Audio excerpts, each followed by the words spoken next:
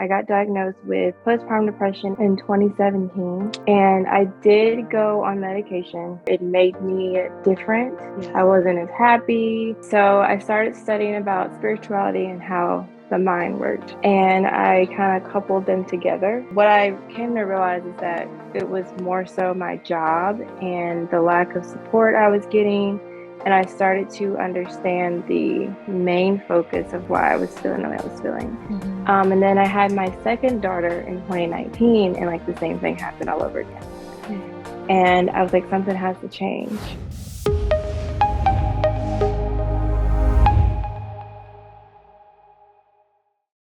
Hello, everyone, and welcome to another episode of Meta Transitions. I am your host, Trisha K. Williams, and I'm here with Miss Relentless. We're so excited to have her here with us. Thank you for being here on our channel. Thank you for having me. Yes. All right. So tell us a little bit about yourself and what your story is. Okay, so I call myself a spiritual life coach, but as I'm rebranding, I'm starting to call myself a mind architect.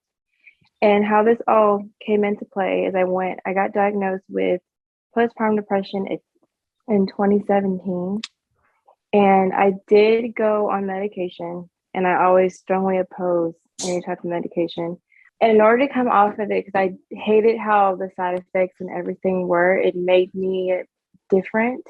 I wasn't as happy. I just felt like a totally different person. So I started studying about spirituality and how the mind worked. And I kind of coupled them together.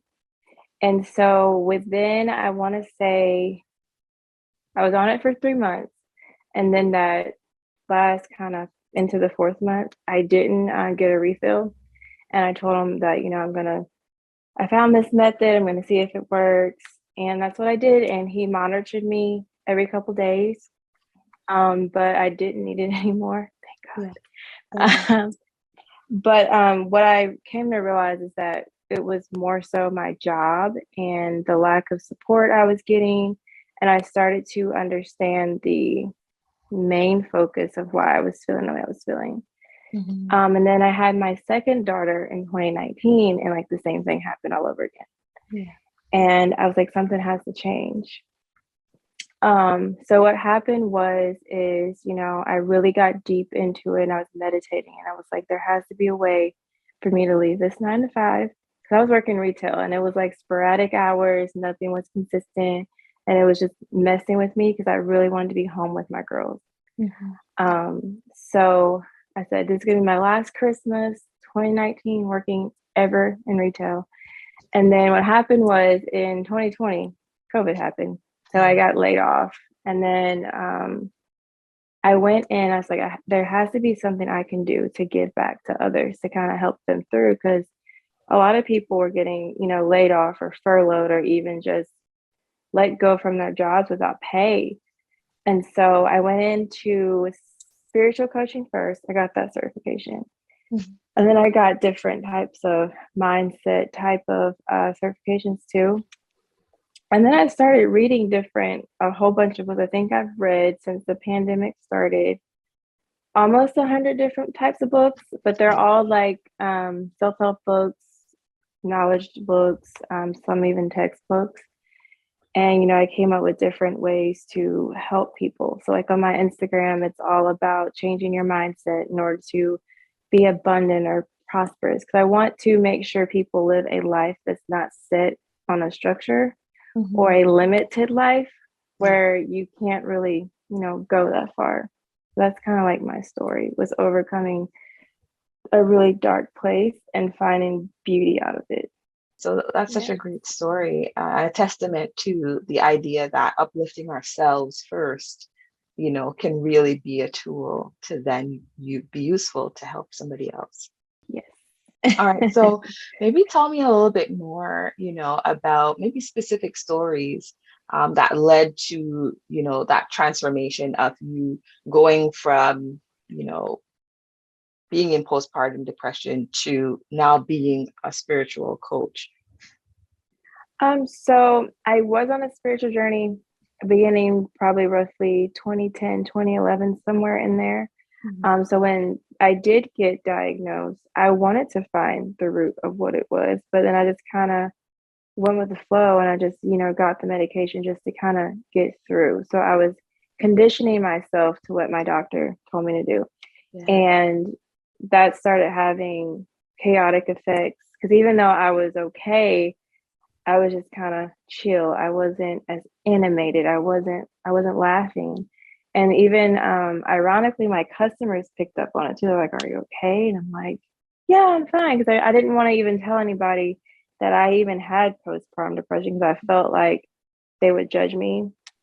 They would use it against me. And some of my coworkers did use it against me when they figured out, oh, there's something wrong with her. Mhm. So they would like walk on eggshells around me. They wouldn't, fully engage with me how they used to. And I felt like something was wrong with me. So that's when I dove a little deeper and I was like, I'm going to actually do the things that I was going to do before I even had my daughter.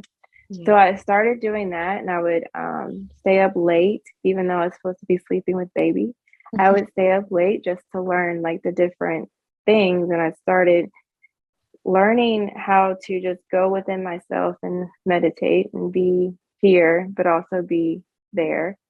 And it was like a safe haven for me, honestly, because I felt alone, even though I know I wasn't alone, but Yeah. I felt like no one understood my pain and no one really heard how, I was crying or anything. Because I'll be honest, the first time I had it was rougher than the second time. Mhm. And the second time I didn't even go on medication. I kind of knew how to get myself back in harmony. But the first time had separation anxiety like really, really bad. Like I would go to work and I called a daycare probably every hour. And then every night I would come home, I would cry because I was like, okay, that's another day I missed with my daughter. That's a Saturday I missed with her. And sometimes I do feel guilty, even still to this day, that those first 2 years I wasn't really there. And like I felt like my parents raised my daughter and it bothered me. So I'm like, that's what I was supposed to do. Mhm. And she tells me, because she's so enlightened, she goes, Mommy, it's okay. I Mhm. understand. So it that makes me happy. But I also feel like I feel guilty also because I got to spend more time with the little one due Mhm. to COVID and everything, versus her. But she always tells me, it's like, it's okay. I understand. She goes, it's a part of the process. The things that children help us to realize about life, they're so honest too, right? With how they're Yeah, feeling and what they think. And it's probably a testament to you as well in what you're modeling as well to her. yeah. So she told me that, and that makes me happy when she says that. But yeah, so now what I do, because I do plan to go back to school because I'm a nerd when it comes to the brain and just the mind itself. I do believe that our minds are, the gateway between this world and the unveiled world, spiritual world. I do also believe that it's the window of our soul. Mhm. And that's why I feel like it's so important for people to know that you can change what's going on now just by thinking different or just killing a belief or a way of thinking that you have that's not serving you any type of good. Yeah, definitely. I think you're tapping into, that idea of the unconscious, subconscious, and our Mm-hmm. consciousness, and sort of that idea of, recognizing that there's so much more depth to the way that we think. It's not just the thoughts that come into our minds, but, there's so much more going on, that Yeah. we don't, that doesn't meet the eye, right? It's almost like that iceberg metaphor where you just the tip of the iceberg is what you think or what you perceive, but there's Mm-hmm. so much going on underneath the water, right? And I could see how, spiritual coaching could tap into that idea of what's going on underneath the water, and how are you Yeah. connecting with those pieces of yourself that are not as apparent. right? And Yeah. I think what I'm hearing there is the way that you talk to yourself, maybe positive self-talk, negative self-talk, affirmations, and maybe what you know. So that education piece could be helpful as well. So learning, unlearning. And I think that's sort of what I'm Yeah. hearing from your story, and that you had to go through this process of learning new ways of looking at things, and digging deeper into yourself, and getting a more sense of awareness, and being present in the moment, to connect spiritually with yourself so Yes. that you can identify your purpose so that you can live it. Hmm. When it comes to, because I know there are other people that teach spiritual coaching, but I feel like the one thing is that, this right here, my mind, is like uncharted territory. So when you speak about it from a spiritual standpoint, most people go, well, that's not true. That's not how it works. But I think when we immerse ourselves in negative self talk, whether it be people or an environment, we become almost like how you have a rotten apple and then you put the really nice apple. That's what normally happens. And I mean, it's honestly true because lately, I'm going to say this. I hope no one hates me for saying this. You have Walmart and then you have like Target. Two very different types of people. Because I felt like when I was shopping at Walmart, I have nothing against Walmart, but it's just the people that it gravitates toward. I felt like I was becoming those types of people, and I would get mad at the things they got at.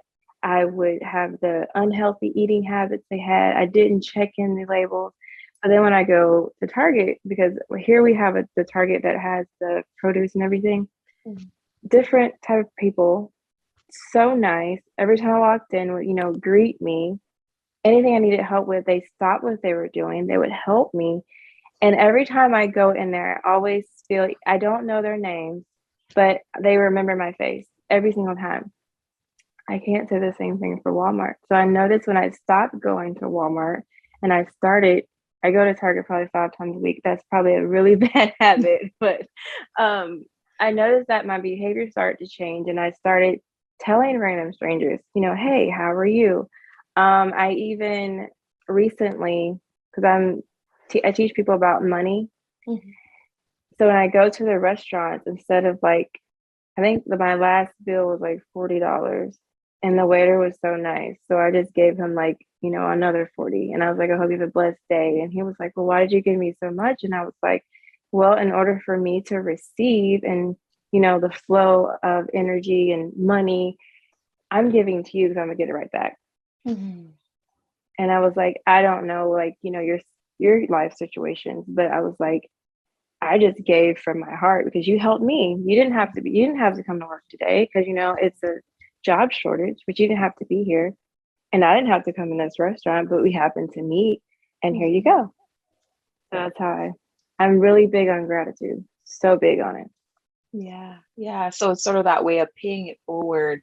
I'm remembering on the weekend, my partner and I, we go to Starbucks sometimes on the weekend before we go to our outdoor adventures. So last weekend we, had a friend of ours in our car and we went to Starbucks, and we ordered, it was a big order. It was three of us. And we ordered drinks and a snack and all the things.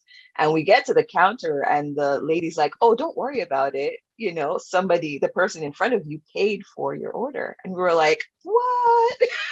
Because we were like, we know people do this, but when it happens to you, you're just like, what? So we were like, we're like, oh, we want to be in on this paying it forward too. Right. So we're like, we'll pay for the person behind, and the thought just came to me, if enough people thought about it like that, like what you just said, is just sort of giving from your heart and sharing with others, kindness in and of itself, it really cheered me up anyway. For that day, I was just like, I had a little extra pep in my step because I was like, oh, somebody Mm, else was thinking about doing something kind for me, and it yeah. really does give you that extra pep. So it sounds like you gained a sense of I guess, purpose in giving to that person. And then I don't know what your kindness may have done for them. They could have done something kind to somebody else, and it's sort of just like a trickle down effect in a Hmm. sense. Yes, I love it. And then also, like, another thing that I've started doing is if I know someone needs, like, clothes that I don't use, or even my daughters, if they don't have it, well, I have to sneak it. But if they know they're not using something, I don't go give it to like Goodwill or like a thrift store or anything. I literally will either get on Facebook and go in the county groups and see if like moms need anything. And I'll just give them my stuff, no charge. Because I don't feel like you have to say, hey, this is $5. I'll give it to you for 5. No, here, I'm giving it to you for free. I don't need it. It served its purpose for me. Mhm. You need it. I'm done with it. You need it. So I just Okay. feel like I know some people don't like getting free stuff, but I feel like when you give it from a place where it's sincere, it's kind, and I'm not just giving it to you because I feel sorry for you. I'm literally giving it to you because it's like let's say you had a favorite dress, and that dress got you every single, job interview, every single promotion, but you got to the point where you're good, you're solid in your career. So you give it to the other person, and then, magically it's going to have the same exact effect for her Yeah. unknowingly. Yeah, definitely. Definitely. So passing on, it's almost like the law of attraction in a sense. So you're attracting Yeah. generosity because you're giving generosity, and Hmm. passing on the good vibes and all of that to the other person, and hopefully they receive it in the same way, right? So I Yeah. really love that. It's definitely an amazing way of thinking about things, and recognizing that our mindset can impact the way that we live our lives and the way that other people are impacted by us as well. Yes. Mhm. Yes. All right, so maybe you can tell us a few tips, people who are listening who may be going through something similar to you, postpartum depression or just depression in general. As I really do think that, the suicide rate is higher now since COVID's happened. And, Hmm. we're wanting to help as many people as we can to recognize that, what, it's okay to recognize that you need help. We want to Yeah. reduce the stigma as much as possible. And we want people to realize that they're not alone. So I really appreciate you sharing your story. But yeah, what are some tips that you can give to people out there that are going through something similar to you? The biggest thing that helped me was to find a creative outlet, because what happens is, if we start to do the things that we once loved before we even got to this depressive state, what happens is the body will start to rebalance itself, because it's like firing neurons back into the places that, were dark, and it's bringing color and beauty back to it. And like the sun is like shining again. And it's an everyday process. You can't just, if you liked piano, just play piano for a day and feel like, this energy wave that you once didn't feel, and like your light bulb and your light just comes back to you. But then if you don't do it that next day or find something different, it can go away and you start back from zero. But even like reading a book is creative. Going to the museum, even laughing is literally the best medicine. If I go a day without laughing, I'd normally go self-reflect, and I'm like, why didn't I laugh today? Like, was there nothing funny? Was I that serious about life? Mhm. um but yeah, creativity is not just going and painting a beautiful canvas. Is actually going in and painting something meaningful and beautiful to you, that makes you think about that time before you actually got to this dark place. So you start bringing light back into it and you start to live again. But Mhm. it's a process. It doesn't happen overnight. And I think people want something quick and easy because, the world has conditioned us, to be busy, busy, busy, to get this quick, to get the job quick, to get married quick, have babies. But it takes time. Yeah. You can't build something on a rocky foundation. You got to be Mhm. solid. So you got to take it one day at a time. And then over time, you're going to overcome it. And you may still have, days where, you feel like you're back at point zero, but you're really not. You're just having a day because everybody has a day. We're all human at the end of the day. Mhm. That's So, so yeah. true. That's so true. I'm loving you bringing in the humanity piece. So that idea that we all make mistakes, we're all at different points in our lives. And, if we humanize it, then we can recognize that, you know what? There's an opportunity to improve. There's an opportunity to be better. There's an opportunity to just be here as well. And it sounds Hmm. like you're saying it takes time to get to different places. It takes time to access and achieve things, right?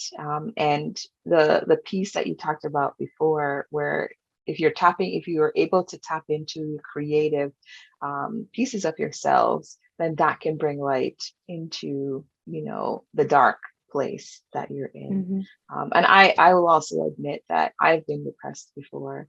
I've gone through my own depressive states, and I agree with you completely. That's when I started to read more. It's when I started to go out and, do nature walks and take in the beauty that was around me.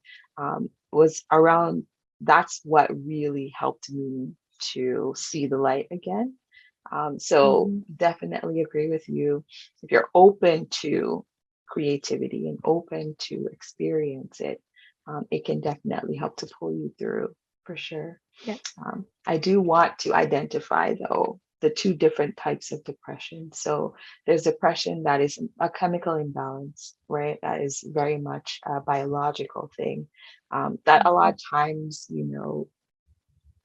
the things that we're talking about now can't necessarily fix, right? That's something that someone's born with. And, yes, therapy is a good thing that can help with that. It can help the person to gain a better understanding of the whys, can help them to be able to identify different things that they can do to help the body physically, right? Um, and a lot of times without medication, it can be difficult for a person that is biologically has a chemical imbalance with mood, right? Whereas I think for you and for me, it was more circumstantial. There were, different things that were happening within our lives that triggered, a depressive episode or a situation. It's easier, I think, for our situation to be able to implement different things, thinking about things differently, that can help to, elevate our hormones. That can help to trigger dopamine effect and norepinephrine and serotonin and all that, those different things in our brain to start to give us those happy chemicals again. And it's not so easy for everyone that has Hmm. depression for that to happen. The system doesn't work the same way that it works for myself or maybe for you. So I just wanted to point that out a little bit, just for those listening that, who may be going through, depression and that it's a biological reason. And I don't want them to walk away thinking that they could just take what you're saying and run with it. Yeah. So no, I really appreciate you being here. Thank you. I do want to add that a person with like a biological depression, it can be reversed, but I would say that they would still need to have that doctor, like how I had, monitoring the entire thing. Yeah. Yeah, but I would never tell. I mean, there are people that go off the. So I'm in some support groups, and there are some women that are so against taking medication, and it's like just take it so it balances, and then after that, get your doctor to monitor you. Yeah. Yeah. But I think it comes when people don't want to be babysat, and I just don't understand. I'm like, I would rather somebody babysit me while I'm trying to, get myself back in order versus I'm going by myself and I have no idea if I'm in balance or my mood levels or whatever the doctors can see. I'm not a doctor, but whatever they can Mhm. see, like if it's off or something, like they would know before I would know because that's what they Mhm. went to school for. So Yes, definitely. I think it's solid advice for sure. If ever you're worried or things are not changing for you, definitely seek a doctor, and let them help you to get to the place where, you can not no longer need medication. So, yeah. all right. Well, I'm so excited and happy to have had you, talking Thank about this. you. I think there's so many people out there who need to hear, the message and the things that you're sharing. And I would love for people to be able to connect with you. So, where can people find you? I'm mostly on Instagram at Miss Relentless. It's MRSRELENTLESS. That's where I spend majority of my time. I'm also on Clubhouse, and we do have mindset conversations. And it's the same name on Clubhouse as well.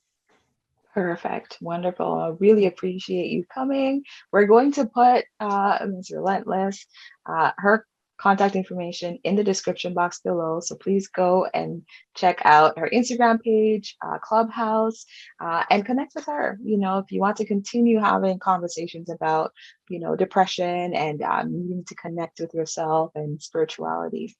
It was so great having you with us today. Thank you. All right. Until next time, take care.